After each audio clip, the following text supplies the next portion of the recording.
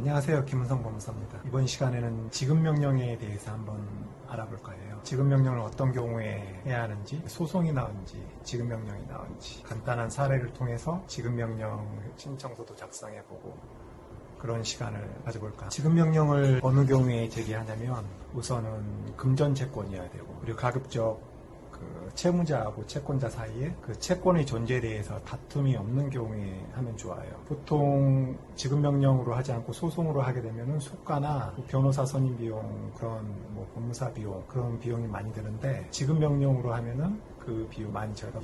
우선 사례를 보면 이몽룡이 돈이 급하게 필요하다고 하면서 사귀고 성춘향에게 약 500만 원을 빌려요. 그리고 빌릴 당시에 한 달 후에 갚기로 했습니다. 그런데 이 경우 보통 한 달이 지나도 갚지 않는 경우가 많죠. 그 다음 또 다른 사례. 이번은 대여금 청구인데요. 대여금이 아니라 물품 대금. 성춘향이 이몽룡에게 디지털 카메라를 판매하고, 이것도 금액은 500만 원입니다. 500만 원에 팔기로 하고 한 달 후에 물품 대금을 주기로 했어요. 그런데 한 달이 지나도 물품 대금을 주지 않고 있습니다. 이 경우 어떻게 해야 될까요? 지금 지급명령 신청서에는 맨 처음에 채권자 이름하고 그 다음 주민번호, 주소, 그 다음 연락처 써주시면 되고요. 그 다음에 채무자 이름하고 주민번호, 그 다음 주소를 알아야 돼요.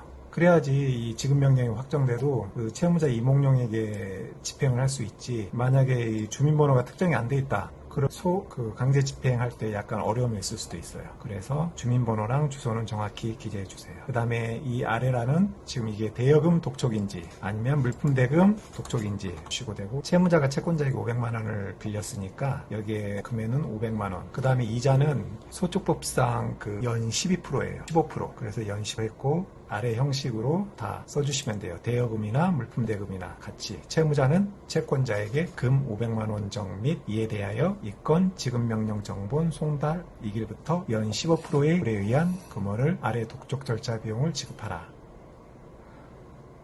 독촉 절차 비용은 보통 인지대랑 송달료가 되죠. 이렇게 써주시면 되고요. 그 다음 신청 원인. 신청 원인은 우선 당사자 귀처관계를 쓰셔도 되고 안 쓰셔도 돼요. 근데 가장 중요한 게 당사자 간의 귀처관계는 쓰셔도 되고 안 쓰셔도 되는데, 보통 간단하게 채권자하고 채무자가 무슨 관계인, 그리고 왜 돈을 빌려주게 됐는지, 그러한 사유를 쓰셔도 되고요. 그 다음에 그게 쓰기 싫다 그러면 이 부분은 안 쓰셔도 돼요. 그렇지만 반드시 들어가야 되는 것은 그 위 내용이죠. 보면 이명룡이 돈을 빌렸다, 그리고 나는 돈을 빌려줘 금전을 했다, 그리고 한 달 후에 갚기로 했다, 근데 한 달이 지나도 갚지 않았다. 이 사실이 반드시 들어가야 돼요. 이런 걸 보통 요건 사실이라고 하거든요. 근데 이 부분이 있어야지 이게 지급명령 결정이 나죠. 그리고 마지막에는 일종의 관형어구거든요. 채권자는 채무자에게 대여금 채권 500만 원이 있다. 지금 현재에도 지급 의무가 있는데 지금 현재도 지급하지 않고 있다. 그러니까 법원에서는 빨리 이걸 인용해달라. 그리고 입증 방법으로 채용증이나 매매계약서를 넣으시고, 그 다음에 마지막에 채권자 누구누구